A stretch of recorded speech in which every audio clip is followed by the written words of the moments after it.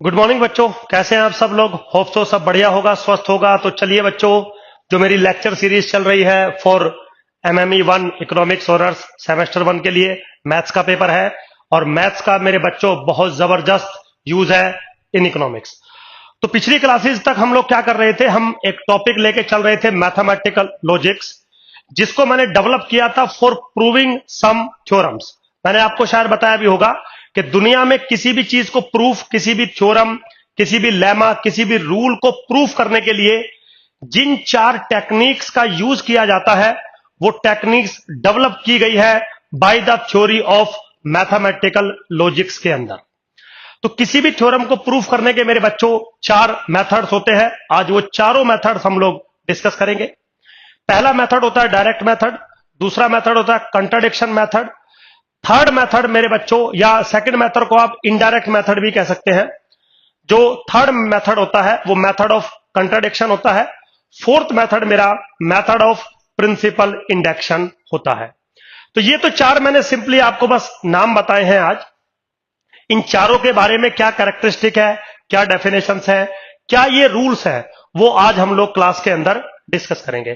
तो कोई भी एक छोटा सा क्वेश्चन हम लोग ले लेंगे या एग्जामिनर आपको एक क्वेश्चन दे देता है और सिंपली पूछता है कि आपको इसको प्रूफ करना है, बट प्रूफ आप अपनी मर्जी से नहीं कर सकते। एग्जाम के अंदर वो प्रूफ की टेक्निक का नाम आपको देगा। वो बताएगा कि इस बात को प्रूफ करना है बाय डायरेक्ट मेथड, इस बात को प्रूफ करना है बाय इनडायरेक्ट मेथड, इस बात को प्रूफ करना है बाय कंट्राडिक्शन मेथड, या इस बात को प्रूफ करना है by method of principle induction.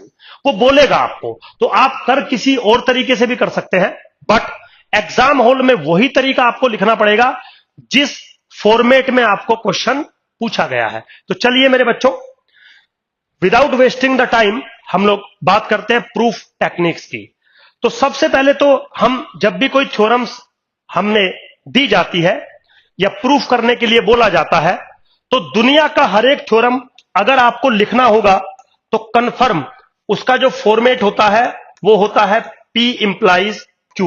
Always समझ रहे, जो P है बेसिकली यहां पे आपको ये एक स्टेटमेंट दिखाई दे रहा है, but actually this is not a statement, this is some collection of statement, bunch of statements या बंच ऑफ प्रीपोजिशंस, जिसको हम अवेलेबिलिटी भी कहते हैं या प्रेमिसेस भी कहते हैं।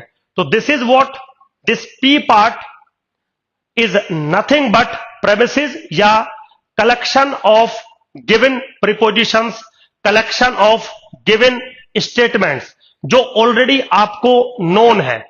तो इस P को हम नॉन इंफॉर्मेशन भी कहते हैं या नॉन स्टेटमेंट भी कहते हैं, मतलब जिसके बारे में आपको पता है। ये जो Q पार्ट है मेरे बच्चों, इसको हम कहते हैं कंक्लूजन पार्ट, कंक्लूजन पार्ट या फिर रिजल्टिंग पार्ट, मतलब जो आपको प्रूफ करना है या जो आपको फाइंड आउट करना है। तो दुनिया की जितनी भी थ्योरम्स हैं उसमें कुछ आपको दिया जाता है, that is P part, and then इस P पार्ट का यूज करके, प्रेमिसेस का यूज करके आपको Q पार्ट को प्रूफ करना होता है, Q को कंक्लूड करना होता है। दैट्स वाई हम Q पार्ट को कहते हैं कंक्लूजन पार्ट। तो प्रेमिसेस पार्ट आपको दिया जाता है किसी भी थ्योरम में और कंक्लूजन पार्ट आपको प्रूफ करना होता है। तो दुनिया का कोई भी थ्योरी हो, कोई भी थ्योरम हो, आप हमेशा जब भी उसको प्रूफ करते हैं तो वो थ्योरम हमेशा इस फॉर्मेट में लिखी जाती है, P इंप्लाइज Q। अब बारी आती है कि सुधीर सर, जो प्रीमिसेस आपको दे दिए गए, जो नॉन इंफॉर्मेशन आपको दे दी गई, उनका यूज करके आपको कंक्लूजन की तरफ जाना है, आपको Q को फाइंड आउट करना है या Q को डेराइव करना है, Q को कंक्लूड करना है। तो इस Q को कंक्लूड करने के लिए with respect to the given information P आपके पास 4 मेथड हो सकते हैं। सबसे जो पहला मेथड है मेरे बच्चों, that is direct method. Direct method क्या कहता है कि जो आपकी थ्योरम है उसका फॉर्मेट है P इंप्लाइज Q। क्या फॉर्मेट है उसका? P implies Q। P information आपको गिवन है, कुछ भी करके आप Q निकालिए। तो जैसा कि नाम लिखा है डायरेक्ट मेथड, डायरेक्ट मेथड का मतलब होता है कि जो प्रेमिसेस, जो इंफॉर्मेशन, जो set of non statements, set of non prepositions आपको दे रखी है, उन पे आप कोई मैथमेटिकल ऑपरेशंस लगा के, मैथमेटिकल रूल्स लगा के आपको डायरेक्टली क्यू को कंक्लूड करना है, क्यू को डेवलप करना है।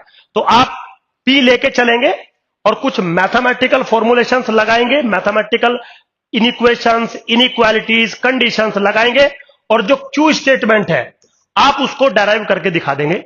That is called the direct method. बिल्कुल सिंपल, कुछ नहीं करना, जो इंफॉर्मेशन गिवन थी उसको लेके चलिए, मैथमेटिकल करेक्ट ऑपरेशंस लगाइए और कंक्लूड कर दीजिए क्यू को। तो ऐसे आपकी थ्योरम प्रूफ हो जाएगी। लेकिन इस मेथड को हम डायरेक्ट मेथड कहते हैं। अब हो सकता है कुछ बच्चों के थोड़ा समझ में कम आया हो, तो हम क्या करते हैं, एक एग्जाम्पल ले लेते हैं। यहीं पे क्या कह रहा है देखिए, क्वेश्चन है, शो करना है आपको, क्या शो करना है कि -x² plus 5x minus 4 is strictly greater then 0 implies x is greater then 0। तो आपको प्रोमाइसिस क्या है, आपको क्या स्टेटमेंट नोन है, आपको स्टेटमेंट नोन है कि -x² plus 5x minus 4 strictly positive है। आपको कंक्लूड क्या करना है कि x must be strictly positive. लेकिन ये जो क्वेश्चन आपको प्रूफ करना है कि x must be strictly positive, ये किस मेथड से करना है, उसने मेथड का नाम दिया है, मेथड का नाम है डायरेक्ट मेथड। तो डायरेक्ट मेथड का मतलब हुआ आप p को लेके चलेंगे, तो क्या करेंगे, late -x² plus 5x minus के 4 इज स्ट्रिक्टली ग्रेटर देन 0। मेरे बच्चों ये आप एक्चुअली में लेके चलेंगे। तो जो प्रोमाइसिस है, जो इंफॉर्मेशन है वो आपने ले ली। चलिए अब अगर ऐसा है देन क्या मैं ये कह दूं क्या कि 5x is greater then x² plus 4। Yes, 5x को मैंने इधर ही रखा, मैं 4 को भी 0 के इधर ले गया और मैं -x² को भी 0 के इधर ले गया, बिल्कुल ले जा सकता हूं। चलिए कोई प्रॉब्लम नहीं है।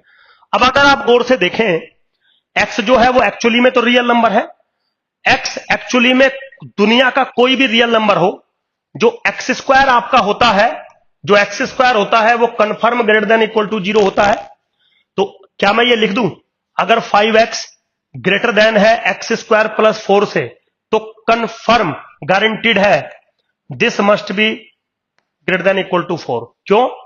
क्योंकि x² की value greater than equal to 0 हो सकती है।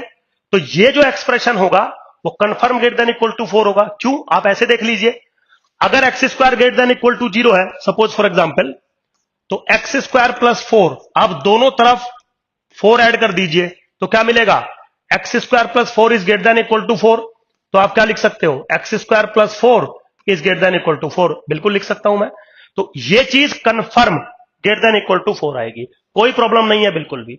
अब आप एक बात बताइए मुझे कि 5x अगर ग्रेटर देन इक्वल टू 4 है और जो 4 है वो, या फिर आप यहीं पे ऐसे कर लीजिए, क्या x is greater than equal to 4/5, आप इसको नीचे ले आइए, और जो 4/5 है वो कंफर्म स्ट्रिक्टली ग्रेटर देन है 0 से, ऑब्वियसली बात है।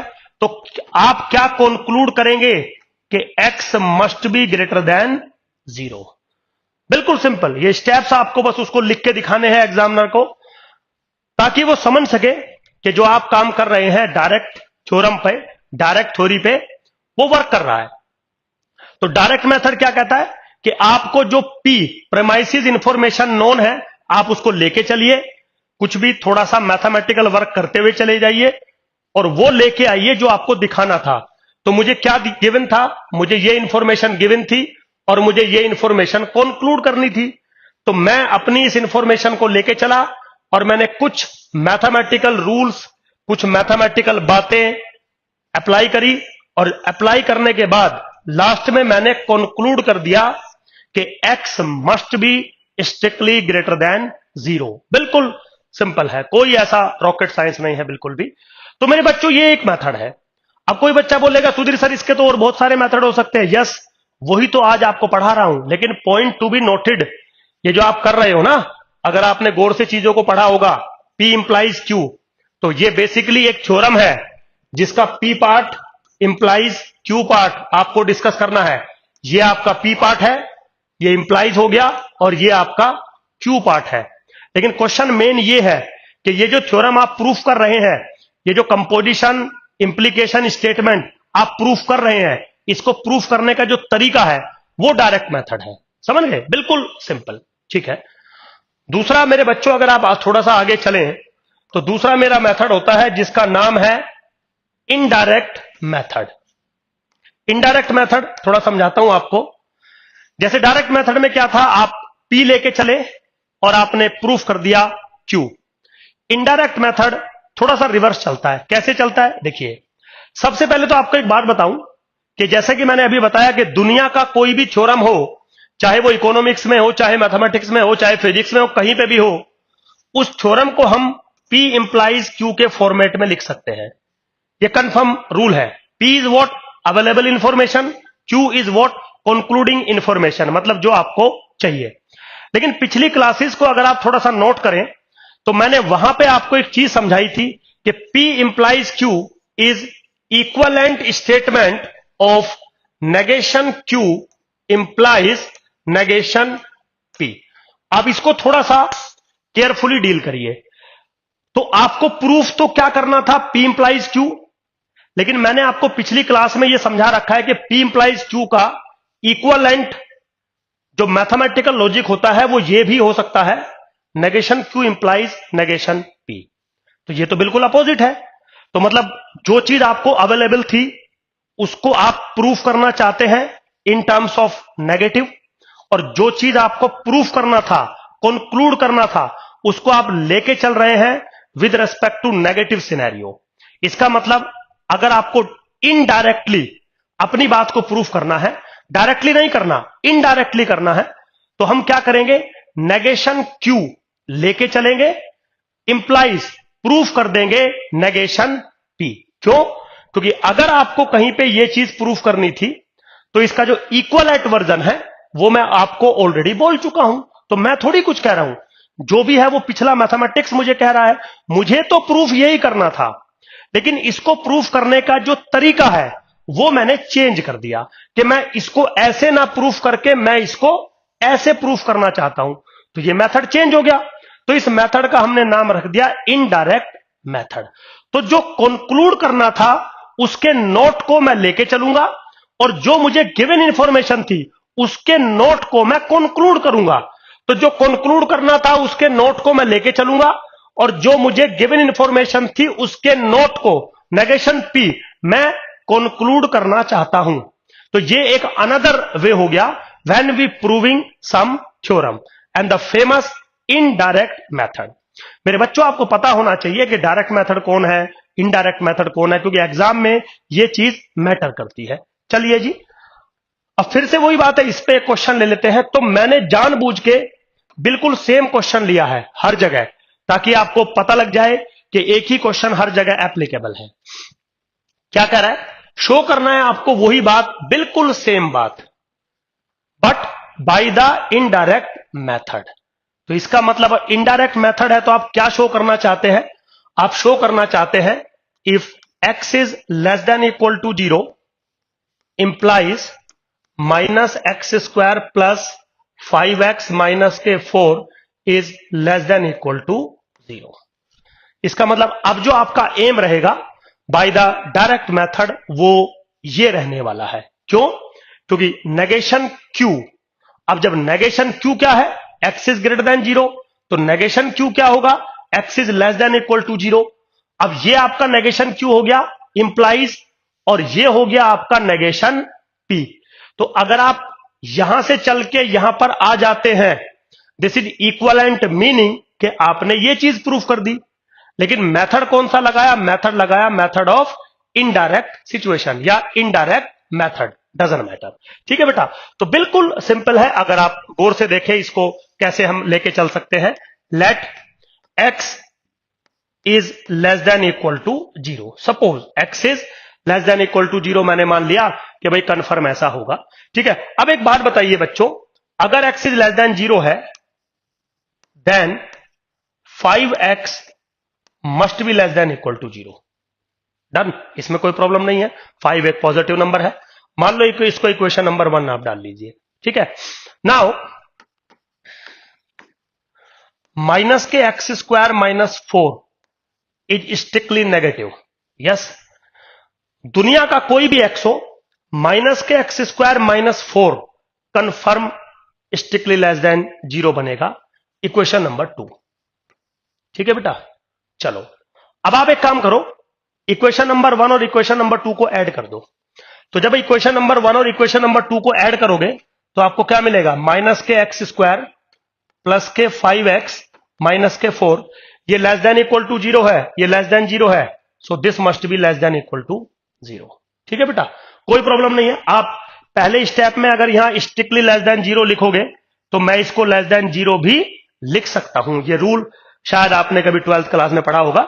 If x is strictly less then a then x is also can be written as less than equal to a, क्योंकि लेस देन इक्वल टू का मतलब होता है या तो इक्वल होगा या तो लेस, तो लेस पे भी इक्वालिटी कंसीडर की जाती है। चलिए कोई प्रॉब्लम नहीं है। तो क्या हुआ, मैं नेगेशन q लेके चला और मैंने नेगेशन p आपके सामने रिप्रेजेंट कर दिया, तो मेरी बात प्रूफ हो गई। लेकिन किस मेथड से प्रूफ हुई है, ये प्रूफ हुई है मेथड ऑफ इनडायरेक्ट से या इनडायरेक्ट मेथड ऑफ प्रूविंग से प्रूफ किया है मैंने। तो जानबूझ के मैंने सेम क्वेश्चन रखा है ताकि आप चीजों को समझ सके कि एक ही चीज को बहुत सारे तरीके से हम लोग मेरे बच्चों प्रूफ कर सकते हैं। चलिए आगे चलते हैं मेरे बच्चों। नेक्स्ट है कंट्राडिक्शन मेथड। ये थोड़ा अच्छा मेथड है, मतलब अच्छा इन द सेंस के बहुत सारी जगहों पर हम ये मेथड यूज करते हैं। जैसे मान लीजिए अभी मैंने आपको बोला था कि suppose P implies Q format में हमें कुछ काम करना है और हम P इंफॉर्मेशन हमें अवेलेबल है और Q इंफॉर्मेशन हमें कंक्लूड करनी है। हमें ये प्रूफ करना है कि अगर P ट्रू है तो कंफर्म जो हम Q लिख रहे हैं वो कंफर्म ट्रू होगा। P इंप्लाइज Q का ये मतलब भी होता है, लेकिन मुझे जो अपनी बात प्रूफ करनी है वो प्रूफ करनी है बाय द कंट्राडिक्शन मेथड। तो कंट्राडिक्शन मेथड क्या कहता है कि आप P को ट्रू मान के चलिए एंड Q जो कि आपको ट्रू प्रूफ करना है आप उसको रॉन्ग मान के चलिए। तो P को आपने ट्रू माना क्योंकि P आपको गिवन इंफॉर्मेशन है, Q जिसको आपको कंक्लूड करना है कि ये ट्रू है आप उसको रॉन्ग मान के चलिए और इसके थ्रू एक मैथमेटिकल सीक्वेंस बनाइए, एक मैथमेटिकल कनेक्शन बनाइए और शो कर दीजिए कि जो P है ना वो आपने गलत ट्रू माना है, वो फॉल्स है।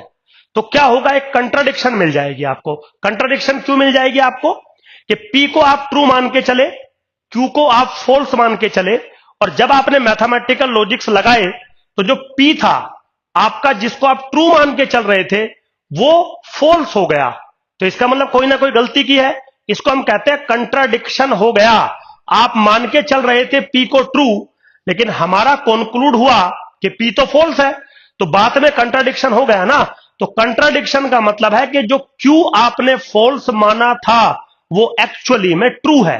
तो क्या हो जाएगा, अगर P ट्रू है तो कभी भी Q फॉल्स नहीं हो सकता। तो क्या हो जाएगा कि अगर P ट्रू है तो कंफर्म Q भी ट्रू रहेगा। तो P इंप्लाइज Q मेरे बच्चों मेरा प्रूफ हो जाएगा। बिल्कुल सिंपल है, कोई भी ऐसा टिपिकल टास्क नहीं है, बिल्कुल नहीं है। समझ में आया मेरे बच्चों, बिल्कुल इजी। चलिए तो एक क्वेश्चन लेते हैं, बिल्कुल वही क्वेश्चन जो हम बात कर रहे थे। शो करना है बिल्कुल सेम चीज को, लेकिन किससे करना है, बाय कंट्राडिक्शन मेथड। तो मैंने इसमें क्या बोला था कि P को ट्रू मान के चलते हैं एंड Q को फॉल्स मान के चलते हैं, और फिर एक कंट्राडिक्शन ले आते हैं कि जो P आपने ट्रू माना था वो गलत था। तो कंट्राडिक्शन हो गई। अब उस कंट्राडिक्शन को सही करने के लिए हम क्या करते हैं कि जो Q आपने फॉल्स माना था एक्चुअली में वो फॉल्स नहीं है, वो करेक्ट है, वो ट्रू है। तो चलिए जी एग्जांपल लेते हैं। तो सबसे पहले हम क्या करेंगे, लेट माइनस के x square plus 5x minus के 4 इज स्ट्रिक्टली ग्रेटर देन 0। ठीक है बेटा, ये मैंने ट्रू मान लिया, P ट्रू मान लिया। अब मुझे क्या प्रूफ करना है कि x भी स्ट्रिक्टली ग्रेटर देन 0 होगा। मैंने इसको फॉल्स मान के चलूंगा तभी तो कंट्राडिक्शन आएगा। अब मैंने क्या माना, let x is less than equal to 0। अब पहले इन दोनों बातों को आप समझिए कि अगर आपको मेथड ऑफ कंट्राडिक्शन लगाना है P इंप्लाइज Q पे, तो P को ट्रू मानिए और Q को फॉल्स मानिए, और फिर कुछ भी करके P को फॉल्स दिखाइए, शो करना पड़ेगा। तो ये कंट्राडिक्शन हो जाएगी कि वैसे तो मैं P को ट्रू मान के चल रहा था, लेकिन अगर Q को फॉल्स मानता हूं तो P फॉल्स हो जाता है। इसका मतलब अगर P ट्रू है तो Q फॉल्स नहीं हो सकता, तो Q क्या हो जाएगा? ट्रू हो जाएगा। तो P implies Q automatically satisfy हो जाएगा, कुछ करना ही नहीं है। तो चलिए, अब मैं ये कह रहा था बच्चों, अगर मैं मान के चलूं कि x मेरा जो है लेस देन 0 है किसी फॉर्मेट के लिए, तो क्या होगा? सच दैट माइनस के x square pile minus plus 5x minus के 4 इज पॉजिटिव। मतलब मैंने मान लिया कि मेरा ये ट्रू है और जो Q पार्ट है वो फॉल्स है, तो मैंने लेट कर लिया कि x is less than 0 such that by the equation number 1 minus के एक्स स्क्वायर प्लस 4x मेरा स्टिल अभी भी पॉजिटिव है। तो मेरा एक सवाल है मेरे बच्चों, क्या if x is less than equal to 0, अगर x नेगेटिव है, देन माइनस के एक्स स्क्वायर प्लस के 5x माइनस के 4 is less than equal to 0 होना चाहिए। क्यों होना चाहिए? देखिए, माइनस के एक्स स्क्वायर नेगेटिव होगा, माइनस का 4 नेगेटिव होगा, तो माइनस के एक्स स्क्वायर माइनस का 4 कंफर्म नेगेटिव होगा, यस। और x अगर नेगेटिव है तो 5x भी नेगेटिव होगा, और अगर मैं दोनों को ऐड कर दूं तो कंफर्म नंबर नेगेटिव बनेगा। आप थोड़ा टेक्निकल समझिए, नहीं समझ में आ रहा फिर से समझाता हूं। देखिए, ऐसे कर सकते हैं आप इसको, मतलब दूसरे तरीके से कर रहा हूं। दूसरे तरीके से क्या कर रहा हूं? चलिए, P पार्ट को मैंने ट्रू माना, Q पार्ट को मैंने फॉल्स माना, तो Q पार्ट पे वर्क करता हूं। मैंने बोला इफ अगर x less than equal to 0 है तो confirm 5x less than equal to 0 होगा, इक्वेशन नंबर 2, बात खत्म, ठीक। एंड माइनस के एक्स स्क्वायर माइनस के 4 is strictly less than 0, equation number 3। छोड़िए, ऐसे कर लीजिए आप, ठीक है बेटा। तो 5x less than equal to 0, minus के एक्स स्क्वायर माइनस के 4 स्ट्रिक्टली लेस देन 0, कोई प्रॉब्लम नहीं है। अब इक्वेशन नंबर 2 और 3 को ऐड कर दीजिए आप। इक्वेशन नंबर 2 और 3 को अगर ऐड कर दोगे तो क्या मिलेगा आपको? आपको मिलेगा माइनस के x square plus 5x minus के 4 is less than equal to 0। समझ में आया जी? और अगर आप इस इक्वेशन को देखें तो जरा देखना, इस इक्वेशन को देखना और इस इक्वेशन को देखना। ये पहले वाली इक्वेशन क्या कह रही है कि माइनस के x square plus 5x minus 4 strictly greater then 0 है, जबकि आपका क्या आया है? माइनस के x square plus 5x minus के 4 is less than equal to 0। तो ये चीज, मान लो I call this equation number star, suppose, तो ये चीज और ये चीज एक दूसरे को कंट्राडिक्शन कर रही है ना? Yes sir. तो जो P पार्ट आप ट्रू मान के चले थे, आपने दिखा दिया कि वो गलत है, कंट्राडिक्शन हो रही है। ये कंट्राडिक्शन क्यों हो रही है? क्योंकि x आप लेस देन इक्वल टू 0 लेके चले थे, तो इसका मतलब क्या होगा कि x आपका कंफर्म स्ट्रिक्टली पॉजिटिव बनेगा, और स्ट्रिक्टली पॉजिटिव बनेगा तो यही तो मुझे प्रूफ करना था। समझिए, तो ये बहुत सारे मेथड्स हैं। तो जो तीसरा मेथड है वो है मेथड ऑफ कंट्राडिक्शन, कि अगर आपको P इंप्लाइज Q प्रूफ करना है तो P को ट्रू मानिए और Q को फॉल्स मानिए, और फिर P को कंट्राडिक्ट कर दीजिए। और जैसे ही P कंट्राडिक्ट होगा, बाय दिस रूल आप ये कह देंगे कि P जो है वो ये नहीं है, इसका नेगेशन है। तो P जो आपने फॉल्स माना था, अगर वो नहीं है, उसका नेगेशन है, तो ऑब्वियसली बात है P ट्रू हो जाएगा, जैसा अभी यहां पे हुआ। आप P ट्रू लेके चले, Q को आप फॉल्स लेके चले, आपने कंट्राडिक्शन दिखा दी, और फिर आपने क्या बोला कि नहीं नहीं ये गलत है, ये गलत है, मतलब इसका नेगेशन ट्रू है, इसका नेगेशन ये किया, यही मुझे करना था। बिल्कुल सिंपल, कोई ऐसा टिपिकल टास्क नहीं है मेरे बच्चों। चलिए खैर आगे चलते हैं। आगे है मैथमेटिकल प्रिंसिपल या प्रिंसिपल ऑफ मैथमेटिकल इंडक्शन। देखिए, सबसे पहले तो मेरे बच्चों ये जो रूल है ये सिर्फ तभी एप्लीकेबल है जब आपकी थ्योरम सिर्फ और सिर्फ पॉजिटिव इंटीजर्स पर बेस्ड हो। जो पिछले 3 रूल मैंने आपको पढ़ाए, जहां पर मैं x के अंदर एक एक्सप्रेशन आपके सामने बना रहा था, -x² + 5x - 4, उसमें जो x था वो एक्चुअली में एक रियल नंबर था। ये जो थ्योरम है या ये जो तरीका है, principle of mathematical induction, actually में ये एप्लीकेबल ही तब है जब आपका वेरिएबल लाइक x वो एक नेचुरल नंबर हो, वो एक पॉजिटिव इंटीजर हो, तभी ये चीजें वर्क करती हैं। अब ऐसा मैं क्यों कह रहा हूं, अभी मैं आपको समझाता हूं। ये प्रिंसिपल ये कहता है कि कोई भी इनइक्वेशन, इनइक्वालिटी, फंक्शंस, स्टेटमेंट अगर आपको प्रूफ करना है, ट्रू करना है फॉर एवरी नेचुरल नंबर, तो सबसे पहले आप उसको 1 के लिए ट्रू करिए और 2 के लिए ट्रू करिए और 3 के लिए ट्रू करिए, मतलब किसी भी फाइनाइट नंबर के लिए उसको ट्रू करिए। 1, 2, 3 किसी भी एक के लिए कर दिया।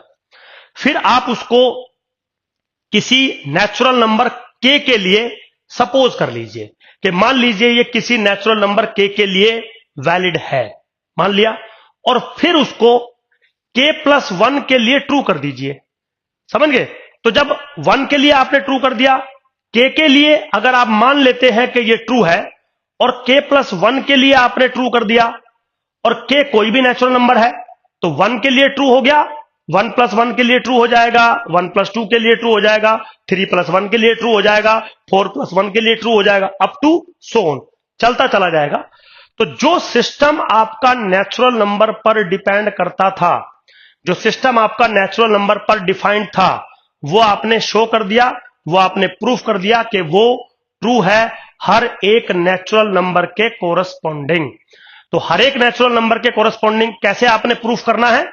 1 के लिए प्रूफ करेंगे, मतलब किसी भी फाइनाइट नंबर के लिए प्रूफ करेंगे, फिर उसको k के लिए किसी आर्बिट्री k नेचुरल नंबर के लिए उसको सपोज कर लेंगे, मान लेंगे कि ये ट्रू है, और फिर कुछ भी करके उसको k+1 के लिए ट्रू रिप्रेजेंट कर देंगे।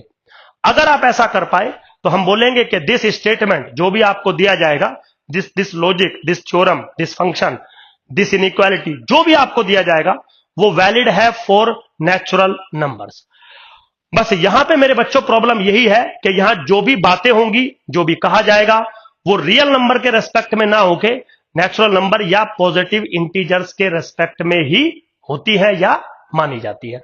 तो मान लीजिए कोई स्टेटमेंट है, सपोज जो n पर बेस्ड है, मान लीजिए Sn कोई स्टेटमेंट है, सपोज, मतलब कोई स्टेटमेंट है जो डिपेंड करता है नेचुरल नंबर n पर, सपोज, और ये आपको प्रूफ करना है। तो मैं क्या करूंगा, सबसे पहले मैं S1 प्रूफ करूंगा, ठीक है, फिर मैं लेट करूंगा Sk,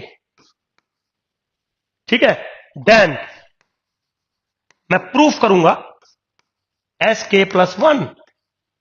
समझ गए ना बेटा? तो अगर मैं S1 पे प्रूफ करके चलता हूं, Sk को लेट करके, देन मैं प्रूफ कर देता हूं फॉर Sk+1, तो मेरे बच्चों जो मेरा स्टेटमेंट है वो एवरी नेचुरल नंबर के लिए ट्रू माना जाएगा। तो जो मेरा Sn है वो ट्रू माना जाएगा for all n belongs to natural number. बिल्कुल सिंपल, कोई मतलब प्रॉब्लम नहीं है। अब क्वेश्चन लेते हैं एक, देखिए बिल्कुल सिंपल क्वेश्चन है। क्या कह रहा है क्वेश्चन में मेरे बच्चों? Show that n² is strictly greater than 2n+1 for all n is greater than equal to 3। मतलब आपको शो करना है, क्या शो करना है कि ये चीज इससे बड़ी है जब n is greater than equal to 3। तो n में भी 3, n में भी 4, अप टू सोन इंफिनिटी, मतलब सबके लिए ये ट्रू है, but when n is greater than equal to 3। तो मैंने क्या इसको मानने की कोशिश करी, मैंने इसको let Sn is nothing but n² is greater than 2n+1 मैंने मान लिया। अब मुझे यह शो करना है कि n² is strictly greater than 2n+1 true होगा for all n is greater than equal to 3। समझ गए? और वो स्टेटमेंट है Sn। तो मैंने इसको Sn मान लिया पूरे को। अब मुझे क्या करना होगा, मुझे S3 पहले प्रूफ करना पड़ेगा, क्योंकि 3 से इसलिए स्टार्ट करना है क्योंकि मेरा सिस्टम जो है वो 1 से नहीं, वो कहां से स्टार्ट हो रहा है, 3 से स्टार्ट हो रहा है। फिर मैं SK मान के चलूंगा कि SK ट्रू है, और फिर मुझे क्या प्रूफ करना पड़ेगा, SK+1 मुझे ट्रू प्रूफ करना पड़ेगा। तो सबसे पहले देखते हैं S1 ट्रू है या नहीं। S1 ट्रू है या नहीं का मतलब देखते हैं। देखिए, सॉरी S1 नहीं, S3 एक बार जरा देखते हैं हम क्या रिजल्ट आता है। क्या मैं ये कह दूं कि 3 square is greater than 2 into 3 plus 1, बोलो हाँ या ना। तो 3 का square 9, okay, is greater then 7, क्या है, यस। इसका मतलब जो S3 है वो करेक्ट स्टेटमेंट है। समझ में आया? ये करने का तरीका है इसको, कि भाई आप कुछ मत करो, आप SN लिखो, जो भी आपको चीज ट्रू करनी है, आपको ये चीज ट्रू करनी है, तो मैंने इसको SN स्टेटमेंट बना दिया। अब मैं ये कह रहा हूं कि दिस रिलेशन जो राइट हैंड साइड में लिखा है, this right hand side relation is true for N is equal to 3। इसका मतलब है S3 इज ट्रू। प्रूफ कर दिया मैंने, डन। अब क्या होगा, आपने S3 अगर प्रूफ कर दिया, फॉर एग्जाम्पल, अब कोई बच्चा बोलेगा सुधीर सर आपने यहां पर S1 क्यों नहीं लिया? क्योंकि मेरे बच्चे आप ये देखिए, आपका जो नेचुरल नंबर इस क्वेश्चन के लिए स्टार्ट हो रहा है वो 3 से स्टार्ट हो रहा है, तो मुझे 3 ही लेना पड़ेगा, मेरी मजबूरी है। तो मैंने कह दिया कि दिस रिलेशन जो मुझे प्रूफ करना था वो 3 नेचुरल नंबर के लिए ट्रू है। अब मुझे क्या करना होगा, लेट SK बी ट्रू। और अगर SK ट्रू है, इसका मतलब क्या है, K square is strictly greater than 2K plus 1 for all K which is greater than equal to 4। अब मैंने यहां ग्रेटर देन इक्वल टू 4 क्यों लिखा, क्योंकि K इज इक्वल टू 3 के लिए तो मैं ऑलरेडी प्रूफ कर चुका हूं ना, तो उससे आगे ही मुझे चलना होगा ना। तो आगे चलना होगा तो K की वैल्यू 4 हो सकती है, 5 हो सकती है, 6 हो सकती है, 7 हो सकती है, तो K is greater than equal to 4। ये मैंने मान लिया कि कंफर्म K स्क्वायर जो है वो 2K प्लस 1 से बड़ा है, ताकि ये रिलेशन मेरा सेटिस्फाई हो जाए। अब मुझे क्या प्रूफ करना है, मुझे SK+1 प्रूफ करना है। SK+1 प्रूफ करने का मतलब है मुझे प्रूफ करना है K+1 का whole square is greater than 2 times K+1 plus 1। Actually में मुझे ये प्रूफ करना है, अगर आप गौर से देखें तो एक्चुअली में मुझे ये प्रूफ करना है with the help of this one, with the help of S3, वहां से करना है। अब देखिए कैसे, बिल्कुल सिंपल है मेरे बच्चों। आपको सिंपली कंसीडर करना है, कंसीडर K+1 का होल स्क्वायर, कोई दिक्कत नहीं है। Now this is what, this is K square plus 1 plus 2K, ठीक है जी। K square plus 1 plus 2K, बिल्कुल सिंपल। ऐसा इसमें मतलब कोई रॉकेट साइंस नहीं है, कोई ऐसा टिपिकल टास्क नहीं है कि भाई आपको बिल्कुल भी समझ में ना आती हो चीजें, बिल्कुल सिंपल है।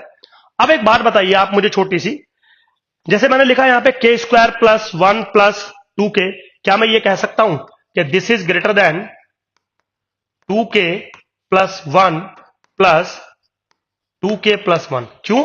अब यहां पे आइए, K स्क्वायर आपका स्ट्रिक्टली ग्रेटर देन है 2K प्लस 1 से, तो इस K स्क्वायर की वैल्यू को आपने 2K प्लस 1 से रिप्लेस कर दिया, और 1 प्लस 2K ये बिल्कुल आपने यहां पे सेम रखा, समझ गए?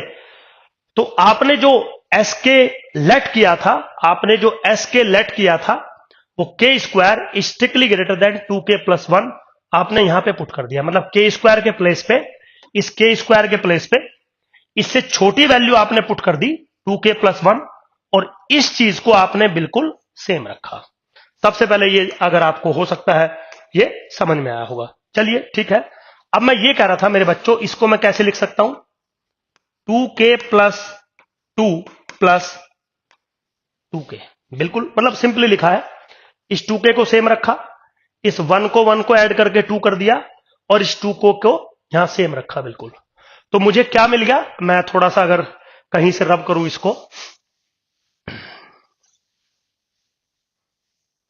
मुझे क्या मिल गया मेरे बच्चों, मुझे मिल गया k+1 का whole square is strictly greater than 2k + 2 + 2k, ये मुझे मिल गया।